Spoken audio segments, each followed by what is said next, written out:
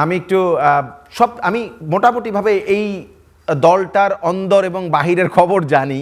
আমি জানি যে এই দলটার মধ্যে সবচাইতে সবচেয়ে আকর্ষণীয় চরিত্রের নাম হচ্ছে রিপন মণ্ডল।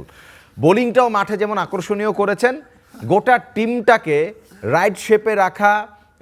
রিপন মণ্ডল কমেডি শো নাকি রাত ভরে হতো, রিপন ঘটনা কি সত্য?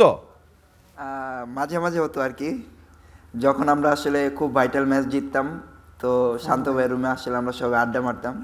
তো আমাদের কিছু স্মৃতি থাকে, তো ওগুলো আর কি তুলে ধরার ট্রাই করতাম আর কি। রিপন আসলে কিরকম সে নাকি 3 ঘন্টা 4 ঘন্টাও এন্টারটেইন করতে পারে? ডিপেন্ড করে যদি জিসান থাকে তাহলে। জিসানকে মিস করছি আমরা। Jisan, we miss you, but I think next কোনো এপিসোডে আবার আমরা জিসানকেও সাথে পাবো, কারণ রিপন আর জিসানের কম্বিনেশনটা আমার হান্নান ভাই দরকার পড়বে একদিন। এটা সবচেয়ে ভালো শান্ত বলবে, কারণ এই আড্ডাগুলো সব শান্ত রুমে হতো, ইনক্লুডিং মি। আমরা প্লেয়াররা সব শান্ত রুমে আড্ডা মারতে চলে যেতাম। এবং রিপন হলো এমন একজন ক্যারেক্টার, মুশফিক আসার পরে মুশফিকের হাসি দেখলে আপনি অবাক হবেন, এই মুশফিক এত হাসে। সো রিপন ওই জমিয়ে রাখতো, আর ম্যাক্সিমাম যত মজাগুলো সব জিশানকে কেন্দ্র করে। তো সেই জায়গা থেকে জিশানকে তো অবশ্যই রিপন মিস করবেই।